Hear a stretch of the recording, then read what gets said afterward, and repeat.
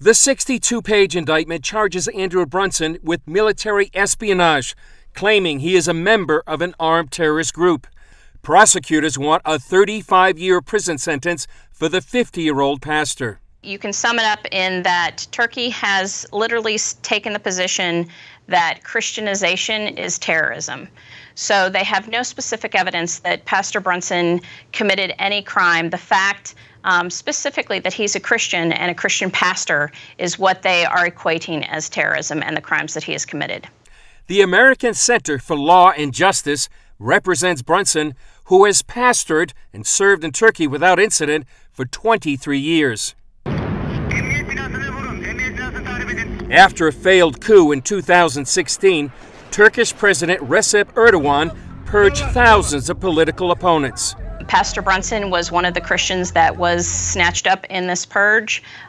Most of the Christian pastors had been deported, and Pastor Brunson was not. Last year, Erdogan offered to trade Brunson for exiled Turkish leader Fethullah Gulen. Gulen is accused of being the mastermind behind the coup. Many see Brunson as a pawn in a high-stakes political face-off between the U.S. and Turkey. In 2017, the White House announced President Trump and Vice President Pence brought up Pastor Brunson's plight in their meeting with the Turkish president 3 times. It's really kind of unprecedented in these types of cases that we have the President of the United States bringing this situation up every time he speaks to the President of Turkey. In the meantime, Brunson suffers in a Turkish cell, missing major events like graduations and his daughter's wedding last year. In a recent letter to his wife Noreen, he poured out his heart. "I am very discouraged. Please have prayer for me. I love you. Can't handle the thought of growing old in this place without you."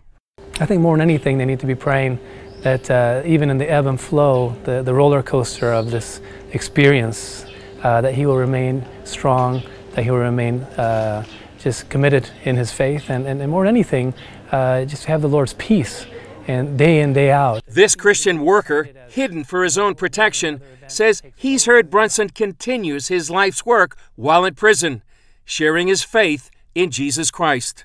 I got a chance to talk to someone, one member of our church, that knew a friend that was in the same jail with him and was talking about how this American guy was in there and constantly talking about his faith and wouldn't shut up.